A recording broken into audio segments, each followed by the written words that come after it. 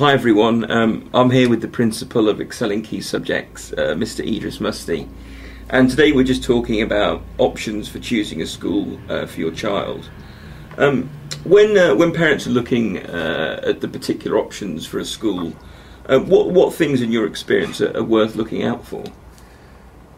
Let's try to concentrate on secondary school for a start, because there are various sort of schools, primary, secondary, up to university level. In choosing secondary school, some of the things that parents need to look at is the qualifications of the teachers, how qualified the teachers are, the experience they have, and the turnover in terms of how long most of the staff have been teaching at that school. The staff turnover is a very important factor to look for. Also, they may also want to know how long the head teacher has been there and how long the previous head teacher was there. And of course, the critical thing, which is the league table. There are various websites. Where parents can find results, school league table results. The Guardian, the BBC has the education website. On our website, there are also links to where parents could find things about league tables. One critical factor is also the newly introduced EBac. Mm-hmm. If the school subscribe to it, what percentage of the students in the school are they aiming to obtain the EBac? Sure. There are links to the requirements of the EBac in case people don't know it. Sure.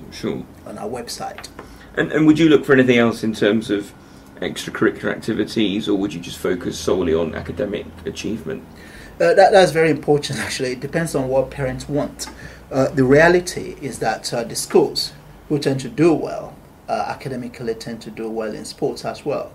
Having said that, that is generalizing, which you can to some extent. As far as the state schools are concerned, many of them do well in sports, but the independent schools, the fee schools, paying schools, do a lot better. Sure. And the grammar schools also do well. So that's another factor that you may want to consider. Sure. In choosing the school in terms of the all-round education, apart from the curriculum in terms of the number of GCSE Sure. and A-level that a student achieves. You also need to look at music, sports, art, and various other Drama. human endeavor. Yes, drama Sure. is another one. Sure. Yes. You mentioned various things about qualifications of teachers, league tables, and so on.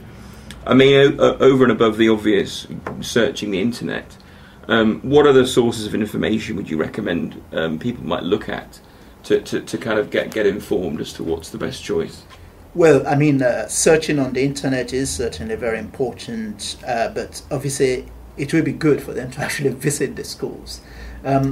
With most schools, they tend to have preset open days. Mm-hmm. One important point is that many good independent schools actually don't have an open day as such. Mm-hmm. Especially the ones that are small enough. Mm-hmm. You can't book an appointment to go there at the time when it pleases you, and the head teacher will actually take you around.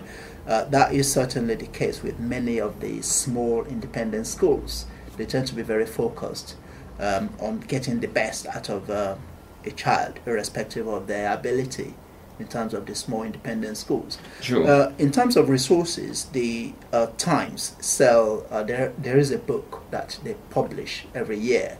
There is one for choosing the best independent school. There is another for choosing the best state school. Mm-hmm. And certainly keeping an eye on, especially Sunday newspapers tend to do them periodically about November time. Mm-hmm. They tend to publish them.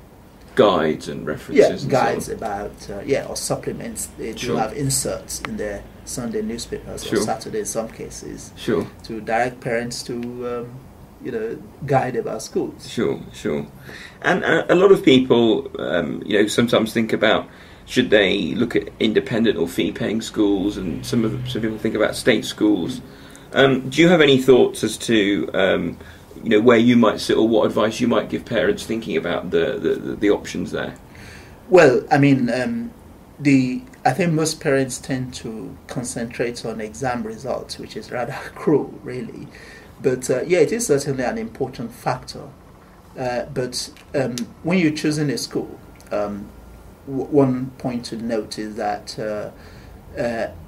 on the whole, the independent schools, the fee-paying schools, are better all round. That is the reality. Mm-hmm. However, it's not always the case. There are some state schools that are better in terms of getting the exam results.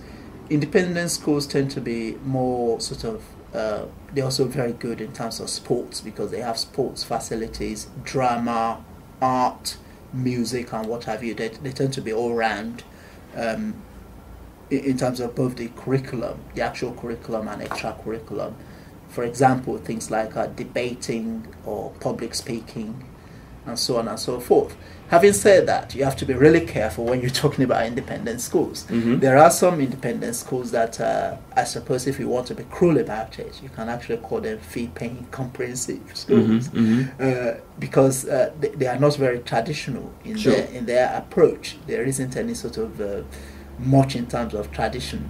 They sort of concentrate on getting exam results and what have you. They don't necessarily provide a lot in terms of sports facilities and what have you.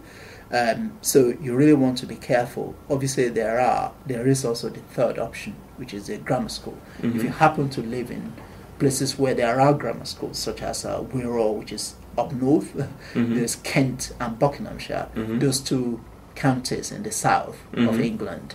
They still do the old style 11 plus exams. Sure. So if you happen to live in either the border of Kent or Buckinghamshire, actually it's not actually exclusive to those. Almost every sort of big area, like in Barnet, there are grammar schools, 1 or 2. Sure. In Surrey, there are 1 or 2. Sure. So there are grammar schools in places, provided you live within the catchment area of those schools. Sure. So those are some of the things to think about. Yes. In terms of the choices that are relevant. Indeed. And I know you had some thoughts on paying the fees for independent schools. I mean, depending on your family's circumstances, the reality is the vast majority of people have to pay all the fees, but there are also grants available or bursary by the school. For example, each specific school has a certain amount of money set aside. Sure. In case parents are earning below a certain minimum, they can give the child some bursary towards it. And there are also other charity organizations which set out funds to support people. And for people who are likely not to get any support, there is also investments that there are tax efficient investments that you could invest in, which usually long term. You'll be looking about investing the money for about 10 years. Sure. And it is quite tax efficient. Sure. So those are possible options. Those are the things we can consider. Indeed. Excellent. Well, thank you very much for your time. You're welcome.